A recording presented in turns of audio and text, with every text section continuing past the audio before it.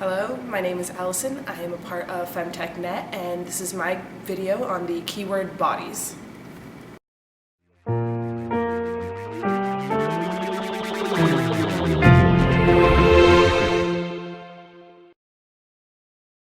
Bodies, bodies, bodies.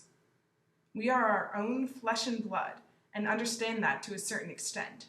But when we are digitally photographed, that flesh and blood is translated into ones and zeros. We become packets of data flattened for the screen, which can sometimes lead to its violation. When files need to be smaller so we can share them with each other, or when we can't afford the technology to capture higher resolutions, we shrink the file, which leads to compression artifacts.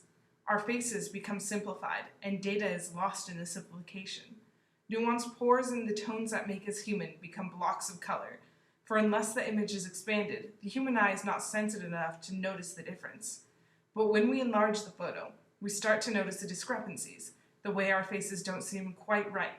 We are forced to take the image as we were given it, with no chance for closer examination, if we don't want to be bombarded by colors and blocks that don't make sense.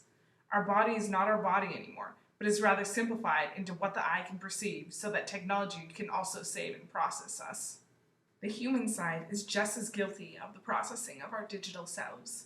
Through Photoshop, we simplify our bodies in a different way, smoothing over pores with brushes rather than allowing technology to do it arbitrarily. The manipulation of pixels becomes an art, a way to perfect the manifestation of the body in a photo rather than to simplify it. We use the human touch to make the body inhumanly beautiful, at least according to patriarchal norms. Technology has allowed us to violate the body without actually touching the physical object. Why does this matter?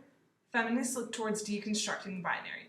Technology often takes spectrums and makes them into a binary. Is there a way to program with nuance? We often alter bodies by covering them with makeup or performing surgery, but the underlying elements are still there which we can look more deeply at. Will anyone who wants to deconstruct be required to learn code? Will knowing code get us past the issue of compressed or corrupted files? Are photos of our bodies lost once we digitize them?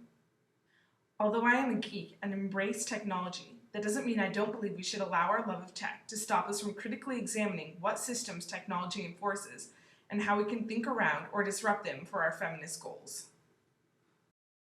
Thanks for watching my video. You can also make your own keyword video on things such as digital corruption and compression artifacts, and I'd love to see them. Thanks!